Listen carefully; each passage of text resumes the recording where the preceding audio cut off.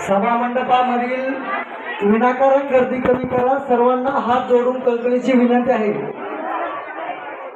मामांच्या समोरील किंवा मामांच्या बाजूच्या सर्वजण बाजूला चला. सर्वांनी खाली जायचे. सभा मंडप रिकामा करा. सर्वांना विनंती आहे.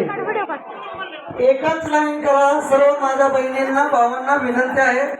कृपया कोणीही जबरदस्ती करू नका. इतरांना ढकलू नका.